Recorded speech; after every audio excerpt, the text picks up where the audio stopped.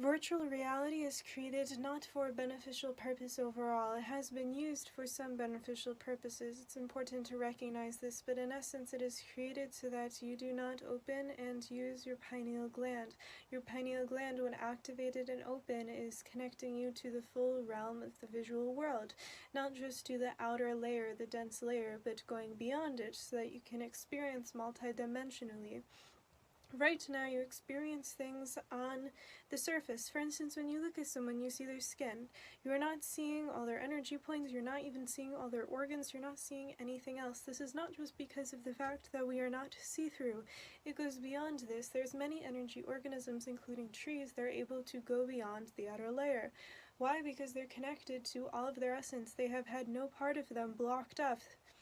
They may experience fear from time to time, which is of course not in full alignment with the essence of the loving life, but it is overcome, and it is something that's very temporary. When trees experience fear, it's for a moment. They're able to overcome it. It does not create blocks for them that are permanent. It does not deter them from connection, even if they have deformities or have been hurt.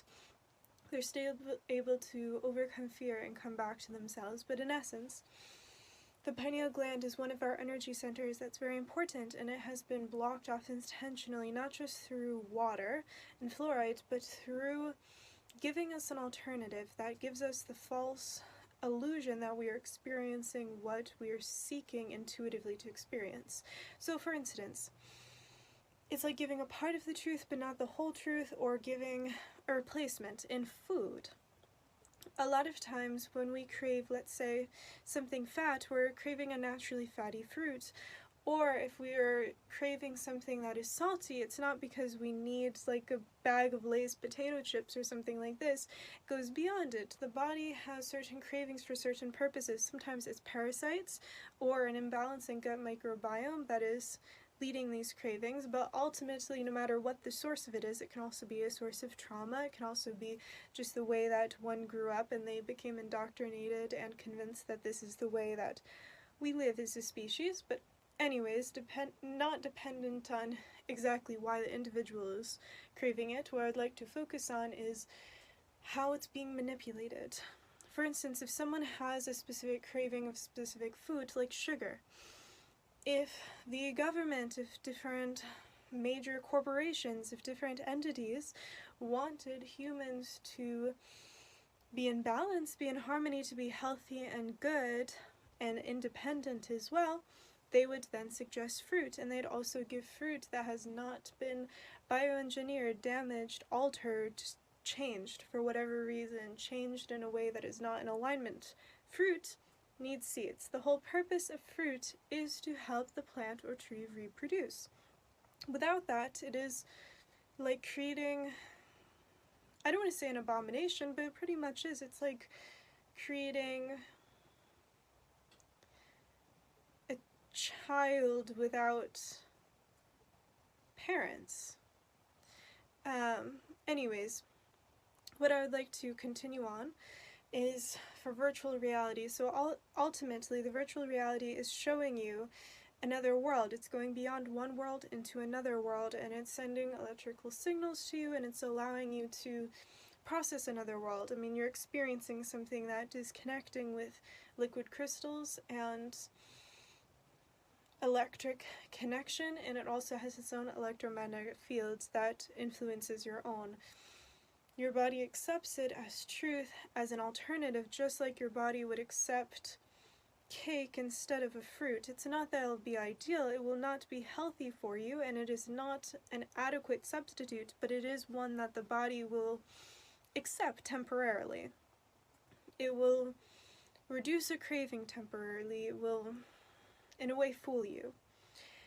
And so the reason why I'm sharing this is because this applies to so many things in life, not just virtual reality. You need to connect within. You cannot be stunted or handicapped by the so-called alternatives that they provide you in order to make money off of you, which is not really about the money. It's to steal your energy and your identity and your being and make sure that you do not remember who you are. If you remember who you are, they do not have the power that they are seeking over you. When I say power, I do not mean genuine power. Genuine power is of love. It is a source energy. because it does not drain and it does not require constant draining on any individual's part.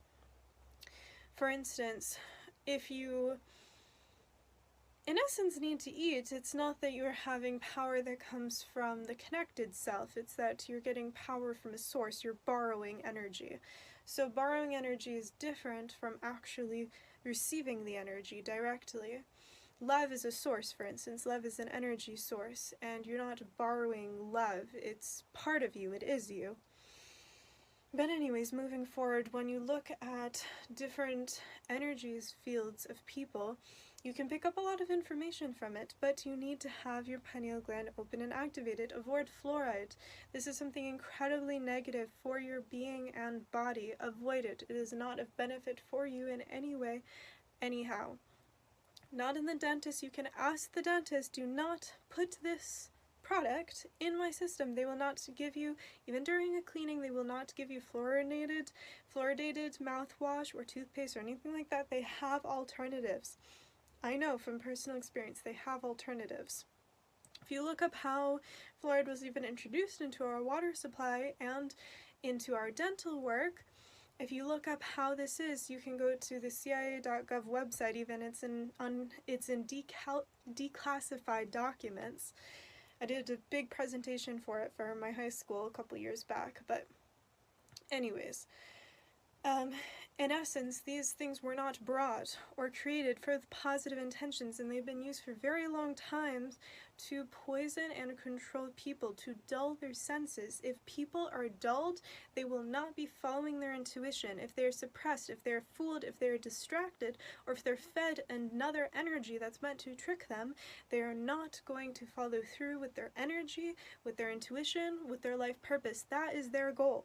They do not want someone who is a leader, who follows their heart, who connects with community, who does not need them. They want someone they can feed, that they can feed off of. Think of a meat eater or a vampire, something like that. They treat you as a body, as an energy source that they drain you of. That is the whole purpose. What do I mean by they? Many different beings that come from one energy that basically does not exist on its own. You can borrow a body, like you cannot borrow a soul, but you can borrow a projection of one, like a illusion of one, like a hologram. A hologram's very different from a, being, like a person or a fish. A hologram is not real, yet it has some component that is real. Anyways, so it's like that. They can borrow a body through very complicated methods and very rarely, and they can take it on, and their purpose is to feed.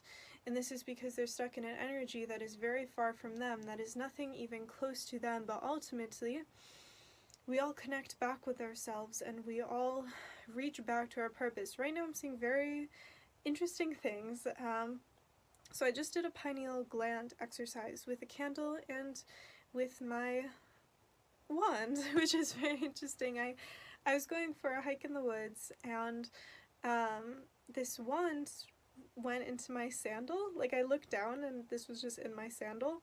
I say this was surprised because I was very surprised, but it's literally the perfect shape for my hands. It even has like this little point, and the energy is very strong. So whenever I'm not touching my face, but whenever I feel it even close, I feel the energy, and I can connect to flame energy, I can connect to any energy. I even worked, and earlier today I was able to ask a few branches to move in one direction. They moved into that direction immediately. Right now, when I'm looking at this candle, which I was connecting with in order to further strengthen and connect with my pineal gland and to see the world beyond illusion, so to see the colors of energy and basically the energy forms of everything and how the molecules interact. So I was able to see that, but now what I'm seeing right behind the candle is, in the reflection, two candles right next to each other, that one is yellow and one is orange, which is very interesting. It's really hard to see here, but from my perspective, one is orange, very bright orange, and one is yellow, coming from this flame. Just one.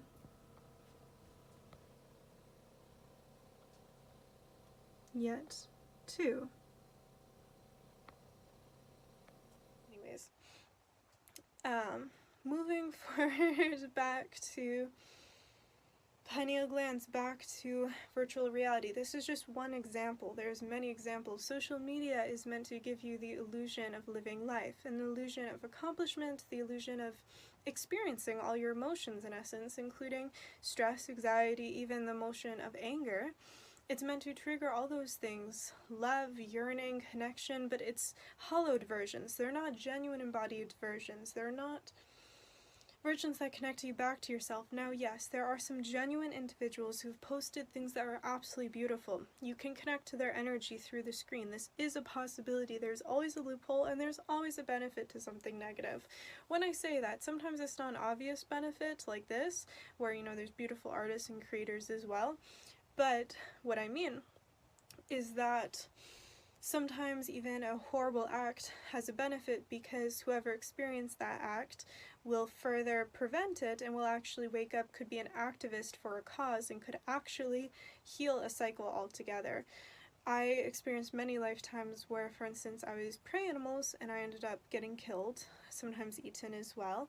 And in this life, I was literally born with just compassion towards all life, and the thought of intentionally killing, hurting, or injuring another being felt, I mean, it felt non-existent. It felt like it was not even a possibility, that even if my life was on the line, I would not do it, because I know that my life is not worth more than another life. We are all one, in essence. And obviously I don't want my life to go either, because we are one. But I would not intentionally make a choice to hurt, regardless of anything, because to me that intention is significantly worse than just a transition into new life, into spirit life. But anyways, going back to the way that you were influenced, you must connect back with yourself. You can also use your intention positively. You can set up energy cloaks, like invisibility cloaks. I've used them for a very long time. When I used to be in a class that I really despised, when I say despise, it's more of I did not want to be there, and it was not enjoyable, and it was really depressing, and I was treated pretty poorly by some of the students. But anyways, when I was there, the teacher would only call on me. Literally, for almost every question, regardless if my hand was up or not, I would be called on. So whenever I had a day that I did not want to be, I would put on a shield. It's just an energy shield. It's like an redirection cloak. Think of it like that, because automatically what it's doing is reconnecting someone's energy in a way that does not negatively impact you, in a way that you are not noticed. You can also put this over objects, but it must be with positive intentions. If you're going to connect with your essence, with your being, with your totality, you need to be able to be the source energy, and to merge and to connect and to be that consciousness, to embody that consciousness, that love-based source love consciousness. If you're not doing this, you're going to drain something in order to gather energy, power. You know, we can flip-flop these words in this moment. But anyways, you need to borrow an energy source, which ultimately is not ideal. It will be draining for you, and it can lead to very challenging karmic adventures for you, like karma. You don't need to give yourself something you need to work through even further, because you're probably already working through a lot. Anyways, set the intention of love. If it resonates with your soul spirit, the universal flow, it shall occur. So I just call upon basically a redirection cloak of energy, an invisibility cloak that will only operate to reflect and redirect energy that does not resonate with my heart, soul, spirit, and essence. Anyways, what I'm trying to say, you have the power. You just must use it. You must tap into it. You must tap into yourself. Ask your heart. Your heart knows and remembers a lot more than you may think. When you're taught from a very young age to use your thinking mind, but to use it in very limited ways, which is an excessive training that they give at mandatory so-called schools. At least the curriculum is mandatory. But anyways, and mandatory I also put in quotes, because there's always an alternative, always a loophole, always a solution. They had to do that. If they didn't do that, they wouldn't be able to even borrow energy in the way that they do. Borrow is a rough way to say like a gentler way to say steal, because they're stealing it, but they're doing it in a manipulative way where it works temporarily, but it always fades out. When you're stealing an energy source, it always ends at some point than when you have your own. Like love has its own fear, hate, all of that's connected. That does not have its own energy. It's illusion. It only is made real when it drains and is trusted and believed in. But if you trust and believe in love, everything alchemizes, as love is a major alchemizer. But anyways, moving back to where we were. You have to connect with your own power, with your own energy, and to set the intentions positively, and to breathe. Feels like we're good. Feels like we're good. Your heart knows. Your spirit and soul know as well. So from a very young age, they've been working with your mind. They've tried to influence and block things through the schooling education, and this was not of benefit because it redirected you away from your heart. You were not supposed to follow your intuition. If you wanted to go outside, if you felt called to connect to magic, to connect to the elements, to connect with your imagination, you were redirected, as we say, in a negative sense, in a negative form, to conform. Conform, it's with a form, but it's not with a form that is of love. It's not with a form that is freeing. It's a form that feels restricting. It's like being put into a very tiny container where you can never stretch your legs. Or being a parrot that's had their wings clipped. A part of your freedom is temporarily taken, yet there's always a way to receive your freedom once again. Call back your energy. At this time, I call back my energy. I call back my love. I awaken my being. I awaken my essence. I am open. I am love. I awaken my essence. I awaken my being. I am open. I am love. Breathe in, breathe out. Expand the energy throughout your being. Expand, flow, expand, flow, expand, flow. Call back your energy. We will continue this. Breathe in, breathe out. Trust in yourself, in your knowing. Ultimately, the truth is heard. It cannot be hidden. It can be hidden in plain sight, but it has to always be presented. Now they can tell you, don't believe in this, believe in this. They can try to give you another alternative. Instead of giving you food, they can give you something artificial made in a lab. It's your choice. Are you going to eat it? Are you going to grow your own food? Are you going to connect with neighbors that you can exchange, trade? There's so many ways to go about it. There's always a solution. There's always an opportunity. Find it. When your pineal gland is more open, you will naturally be able to see through things. You'll see the openings. You'll notice the synchronicities more. You'll follow the synchronicities more. You'll remember. You'll feel your heart open. The heart being closed is not going to save you. The heart being open guides you. The heart being open is not what hurt you. The mind being conflicted, neglected, and misled is what hurt. Not the mind being open and the heart being open. To love. Set the intention at this time. My heart chakra, my heart space is connected to the realm of love. My heart chakra and heart space is connected to the realm of love. Breathe, be, feel, expand. We are love.